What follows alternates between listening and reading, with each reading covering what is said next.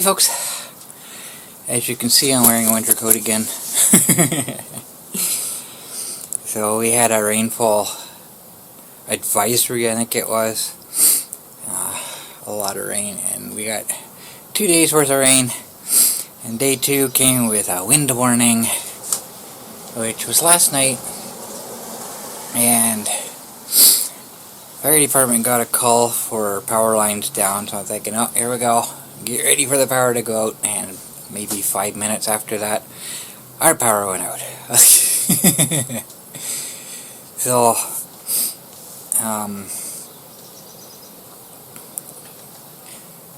I had to do some shopping today. I came out and I confirmed that light definitely defaults to the on state because it was on again, and nobody's been out here. I know that because everybody's sick right now, and nobody's leaving the house except to let the dog out, bring them back in. So that kind of confirms that. It was pretty insanely windy. I looked at the outage map, and there's like power outages all around us, so apparently we're lucky. Ours was only off for maybe a minute, if that, and it came back on, and of course took forever to get my computer started again because I had updates to install which I had delayed, and of course, you know, start the computer up, that's when they install, so I had to wait for that. So I missed a little bit of the fire department's communications, I guess you could say. I did start using my voice recorder, but I missed them initially getting on scene and explaining, you know, the situation. But they were there. I don't remember what time the call came in, but it was 4:15 in the morning by the time the hydro trucks finally showed up. That's gotta be rough, because the trucks are out there blocking the road, right, to keep people from driving through, and they're just sitting there in their truck for hours at night when you're supposed to be sleeping. It's like, what do you do? Play cards, right? That's gotta be rough, just sitting there doing absolutely nothing, waiting and not knowing, because they couldn't give an arrival time because they were just so busy. They were everywhere last night, so it has to be rough. So I'm out today.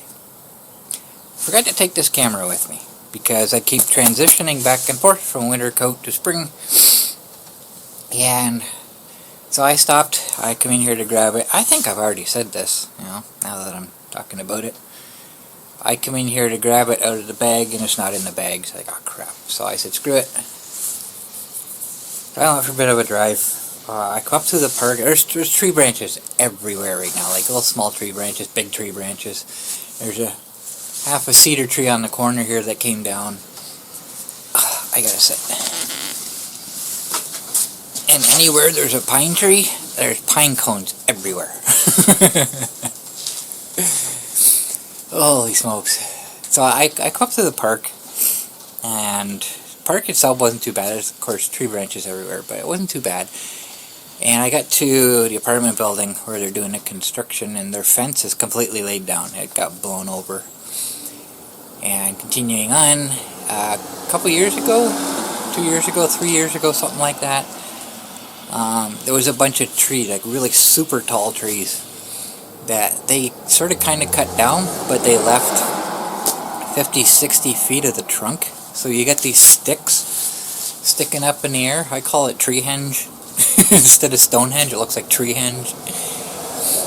And I come through there, and one of them, the bark was completely stripped off of it, and it's all over the trail. It's like, holy smokes. But that's not the worst of it. I got up to the soccer fields, and I got kind of disappointed.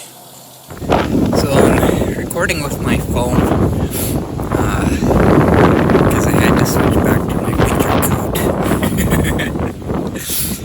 I forgot my camera. I was gonna go home, or I did go home, and to grab it out of my bag, and it's not even in my bag, so it's still sitting beside my bed. I hate transitioning between winter coat and spring. For that reason, I always forget something. So I'm up at the soccer fields here, and I'm hoping the phone's better with the wind than my other camera was, so I'm hoping you can hear me okay. It's still pretty breezy. It's a pretty insane wind last night. But I'm up here where I sit at the soccer fields, and the river's up pretty good right now. Not surprised. But apparently, I'm not allowed to make a new trail out here. If you remember, I wanted to get the monster down there. Well, this tree got uprooted. It's just a little tree, I'm surprised. But it gets worse than that. The new trail I was working on, I'm not going to be driving a monster through there. And even my old trail, my regular trail. You can see the monster in the background there. That's as far as I could get. I got one stick on the trail, that's no big deal. But the new trail, not going to happen. And the town will clean this up. They'll open up the boat launch area here, but they're not going to get rid of this tree. And it's like a Y. There's two parts to it that came down, one on each side of this poplar tree here. It just stripped it all the way down, took all the branches off of it. So it's a big dead tree, so I'm not surprised it came down, but yeah. So the town will clean this up. They'll probably pile everything on my trail here. I might be able to move this one piece if I need to. That's the biggest piece there, so bit of a disappointment. Yeah, it's quite a mess. I'm glad I didn't come down while I was out here. I wasn't out yesterday anyways. Well, I was earlier in the day, but when it was super windy, I didn't come out. I stayed home. That's insane.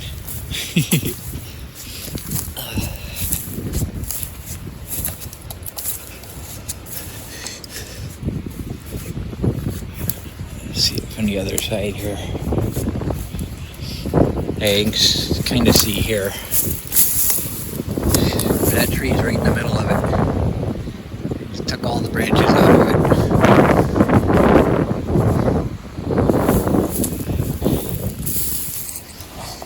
it. Mother Nature doesn't want me to enjoy quiet spots. Anytime I make a trail, something prevents me from using it.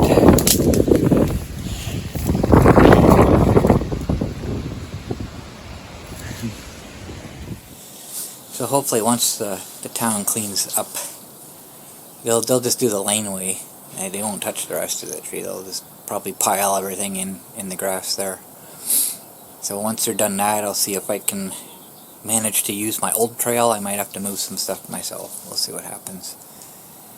But just not having any luck out there. So the rivers are up pretty good. We got a lot of rain. No storms or anything, just rain. Mostly rain the first day and mostly wind the second day. We got rain both days, but most of the rain was the first day. So, a monster project on hold again. So I can probably start tomorrow. Go back to it tomorrow. It's been 2 or 3 days since I've done anything. So, I got my screws. These are exactly what I was looking for.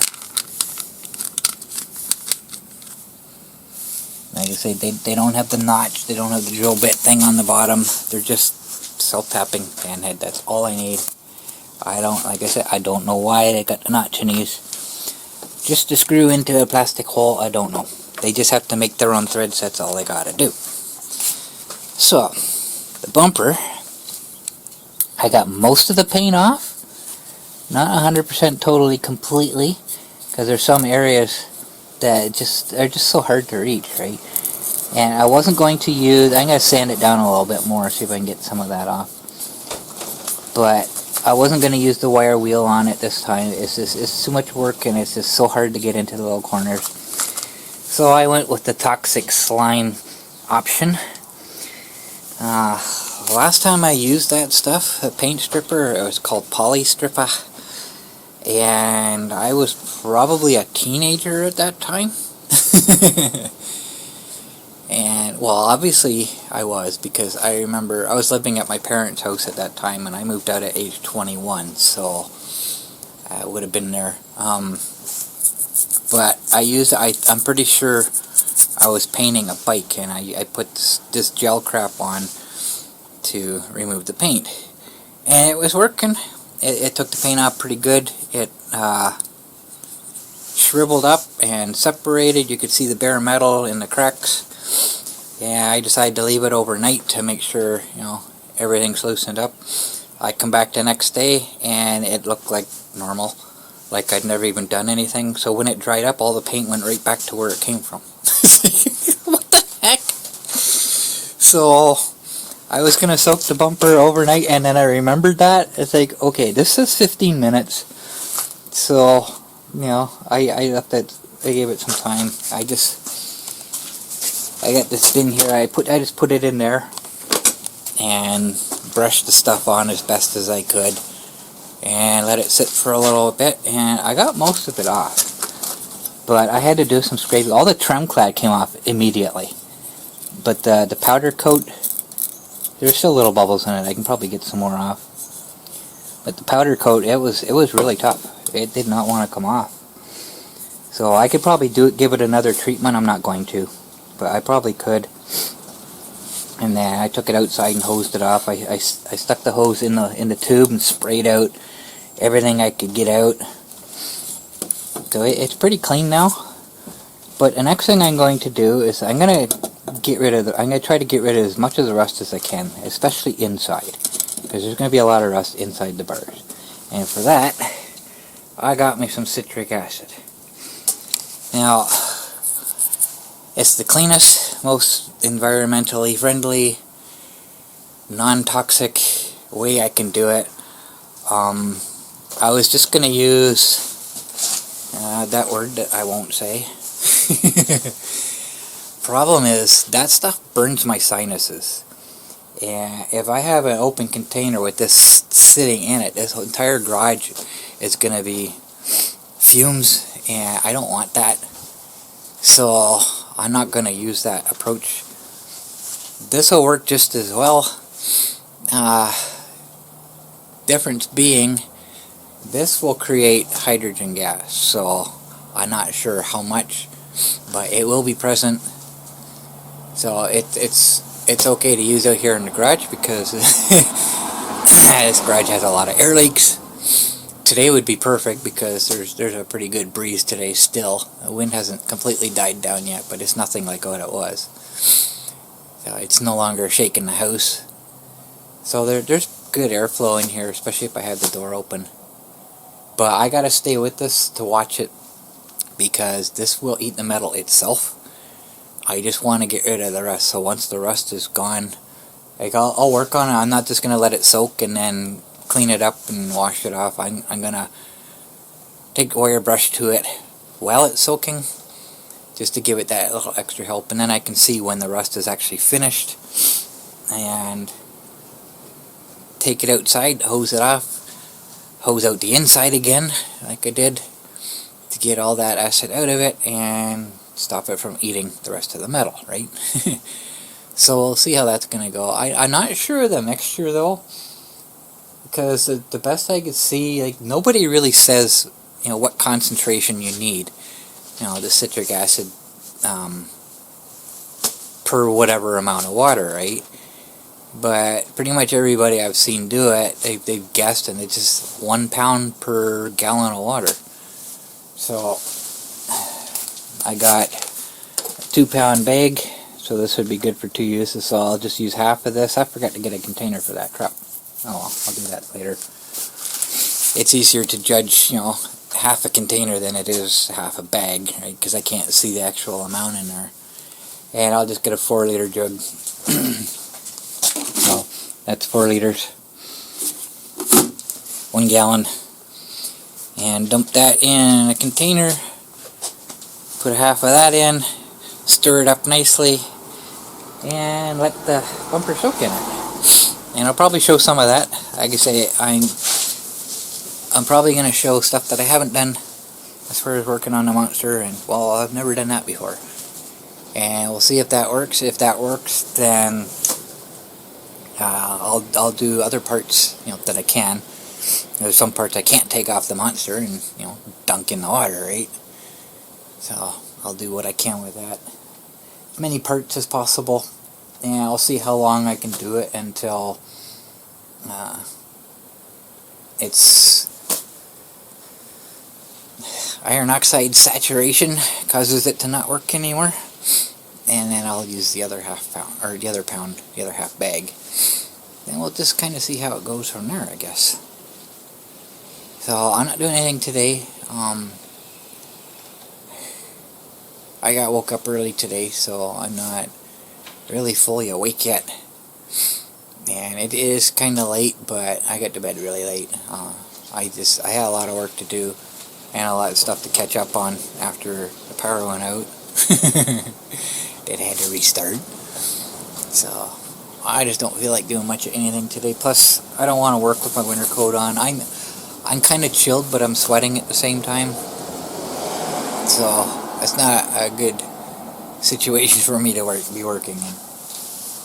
So I guess that's all I got.